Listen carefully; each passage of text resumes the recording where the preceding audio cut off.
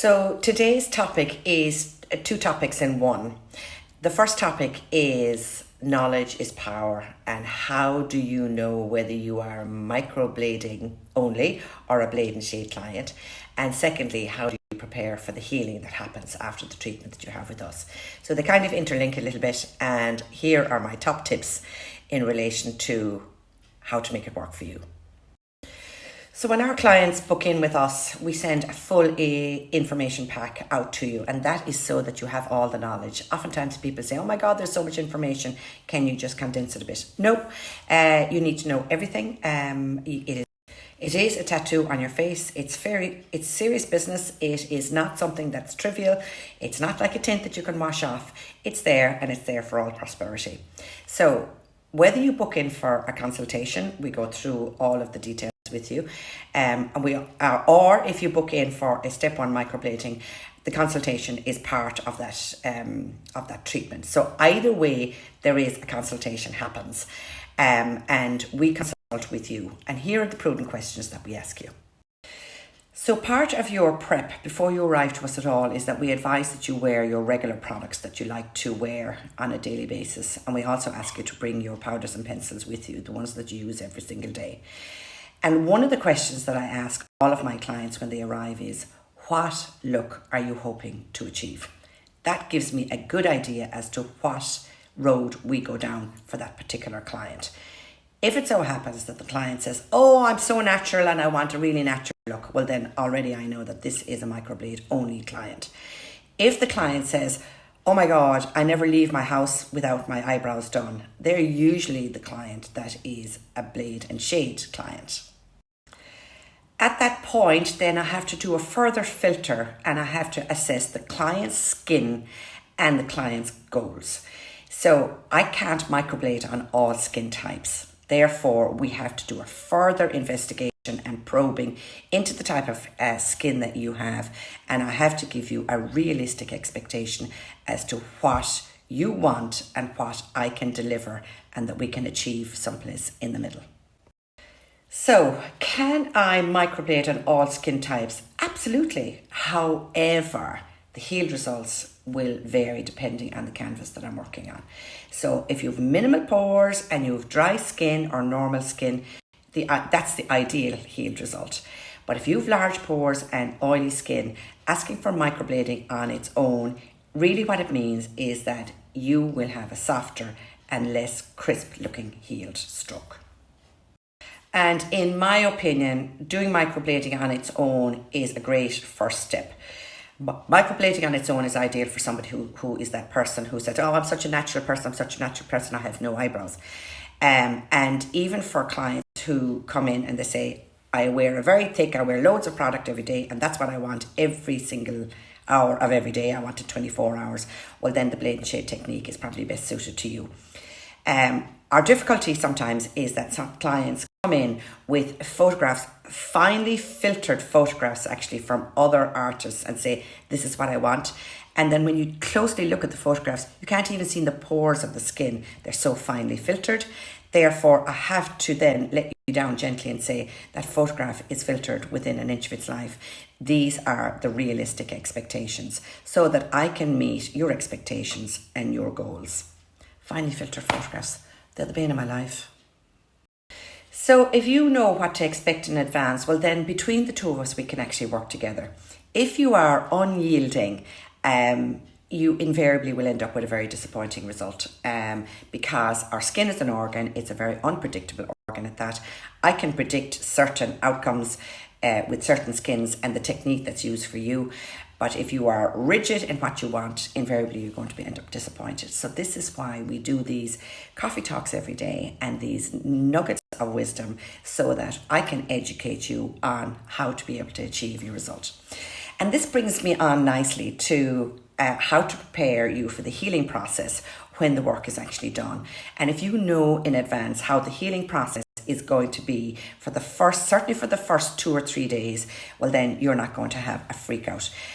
Way back in the early days, people used to ring me on day 2 and say, oh my God, my husband hates it, and he thinks that's the end result. It's not. So in the prep for treatment with us, we usually advise you in advance to have the knowledge, know how your skin is going to heal over the next couple of days. Well, at least educate yourself anyway. To be able to say to family when you walk through the door that evening, this is not the end result. This is only one step of a 3-step process, and today and tomorrow are actually going to be our toughest days. So they're going to be fatter than you might like on day one. They're also going to be very dark, irrespective as to what colour is used. They could even look black. And then the following day, day 2, and the first 2 days are your toughest days. They're going to be a bit slimmer because the oedema goes down, but they're also going to be darker again. Day 3 to day 7, then they gradually get softer by 30%. Then on week 2, they could disappear a bit, and it's not that they've disappeared. They haven't disappeared. The pigment is still there. It's just that the new skin that grows over your tattoo is usually thick to start with, and then over the next 21 days after that, that new skin gets thinner. So week 3, there's more translucency through the skin, so it looks like as if the strokes reappeared again. And week 4, you will see them better, and that's because the new skin is at its thinnest. So it takes a full 30 days to actually heal. So the flaking and the outside healing only takes 3 to 4 days, but the skin underneath needs a full 30 days. So therefore, and then at that point, then you come back to us and we do the final adjustments. So we discuss with you at that point, do you want to go thicker or do you want to go darker? Because the true retention at that point is what the true retention is at that stage. Now, this healing process is totally different for redheads and for blondes. Redheads and blondes usually have irritated skin. There can be a bit of a red hue about it as well.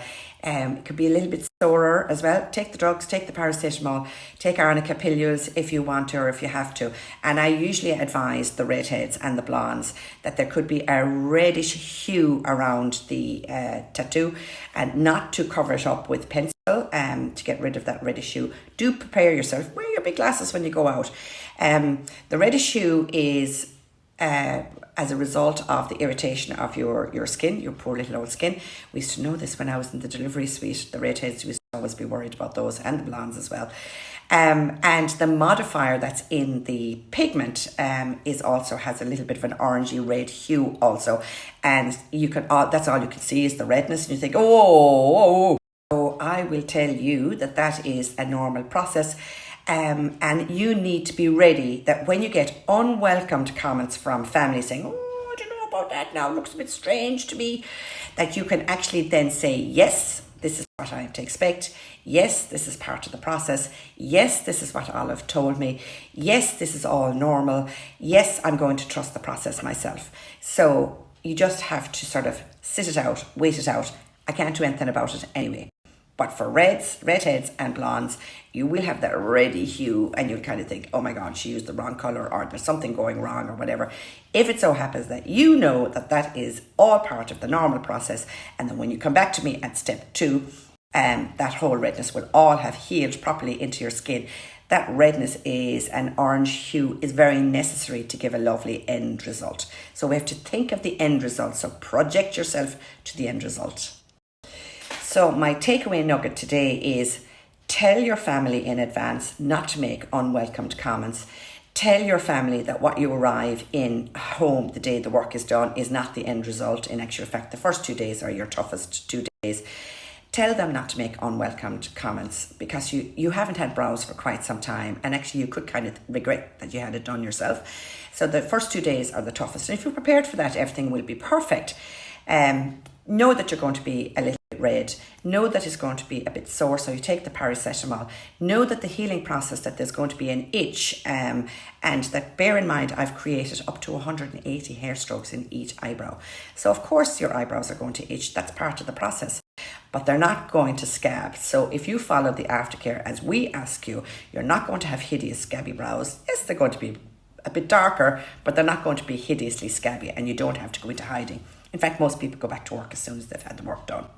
And in relation to filtered photographs, so usually I ask my clients to bring a photograph of what they see online or off my website or off my Instagram to say, yeah, Olive, this is my ideal brow. And then we discuss it between us. More often than not, clients bring in photographs to me of a very heavily powdered brow, which is actually a makeup, and they want that done in microblading. So it's a great opportunity for us to be able to discuss between us what actually you are looking for and what I can actually deliver with the canvas that I have. So there you go. So filtered photographs, no, we don't filter our photographs ever. What I put up online is the real deal. You can see pores, you can see redness, you can see the wiping marks, you can see everything. And so we create a very realistic expectation, not a filtered look whereby you're thinking you're going to be Instagram perfect.